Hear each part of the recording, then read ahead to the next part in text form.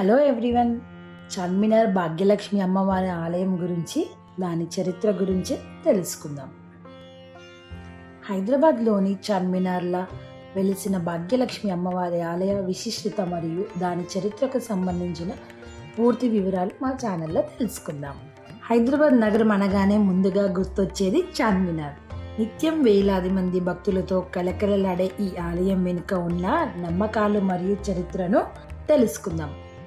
ఈ ఆలయం చార్మినార్ కట్టే ముందు ఇక్కడ ఉందా, లేక తర్వాత ఏర్పడిందా? దీని వెనుక ఉన్న అసలు కథ ఏంటి? ఈరోజు మన వీడియోలో తెలుసుకుందాం. భాగ్యలక్ష్మి అమ్మవారి సంబంధించిన పూర్తి నిజాలను, రహస్యాలను తెలుసుకుందాం. భాగ్యనగరం పేరు వెనుక ఈ అమ్మవారి పేరు మీదనే హైదరాబాద్కి పూర్వం భాగ్యనగరం అనే పేరు వచ్చిందని ఇక్కడ ప్రజల ప్రగాఢ విశ్వాసం. రాణి భాగమతి కుతుబ్ షా భార్య అయిన భాగమతి పేరు మీద ఈ ఆలయం వెలిసిందని, ఆమె జ్ఞాపకార్థం ఇక్కడ పూజలు మొదలయ్యాయని మరికొంతమంది నమ్ముతారు. ప్రస్తుతం మనం చూస్తున్న ఆలయం రూపాన్ని 1960ల కాలంలో నిర్మించినట్లు తెలుస్తుంది. 1960ల పరిణామాలు: చార్మినార్ గోడలకు రక్షణగా పెట్టిన ఒక రాయికి 1965లో పసుపు కుంకుమలు పెట్టి పూజించడం ప్రారంభం మొదలయ్యింది. ఆ తర్వాత కాలంలో అక్కడ ఒక చిన్న షెడ్ లాంటి నిర్మాణం చేపట్టారని చరిత్రకులు పేర్కొంటున్నారు. ఒకానొక సమయంలో ఆర్టీసీ బస్సు ఆ రాయిని ఢీకొట్టినప్పుడు దానికి నష్టం వట్టిల్లిందని, ఆ తర్వాత భక్తులు అక్కడ గుడిని నిర్మాణం ఏర్పాటు చేశారని చెబుతారు. చార్మినార్ అనేది జాతీయ వారసత్వ కట్టడం కావడంతో దాని పరిధిలో కొత్త నిర్మాణాలు చేపట్టకూడదని నిబంధనలు ఉన్నాయి.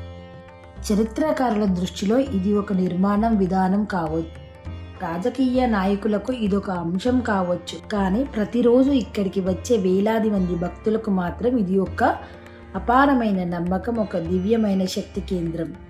పురాతన కట్టడాలు మరియు సజీవమైన ఆచారాలు ఎలా కలిసి ప్రయాణిస్తాయో చెప్పడానికి ఈ భాగ్యలక్ష్మి ఆలయమే ఒక నిదర్శనం.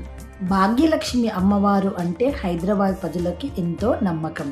అక్కడ మొక్కిన ప్రతి మొక్కు నెరవేరుస్తుందని హైదరాబాద్ ప్రజలందరికీ ఒక నమ్మకం. అలాగే దర్శన సమయాలు మరియు ప్రసక్తి. సమయం: అమ్మవారి దేవాలయం ఉదయం 7 గంటల నుండి రాత్రి 10 గంటల వరకు భక్తుల కోసం తెరిచి ఉంటుంది. భాగ్యనగర్ అమ్మవారి టెంపుల్ దీపావళి పండుగ రోజు ఎంతో అద్భుతంగా తీర్చిదిద్దుతారు. అలాగే ఇక్కడ భాగ్యలక్ష్మి అమ్మవారి టెంపుల్లో దీపావళి పండుగకి వచ్చిన ప్రతి ఒక్క భక్తులకి కూడా భాగ్యలక్ష్మి అమ్మవారి రూపంతో చేసిన వెండి కాయిన్స్ ప్రతి ఒక్క భక్తులకి అమ్మవారి ప్రసాదంగా పంచిపెడతారు.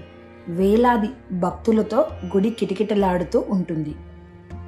అలాగే దసరా దేవి నవరాత్రులలో ఇక్కడ ఎంతో వైభవంగా 9 రోజులు పూజలు నిర్వహిస్తారు. రోజుక అవతారంతో అమ్మవారు మనకి దర్శనమిస్తుంది.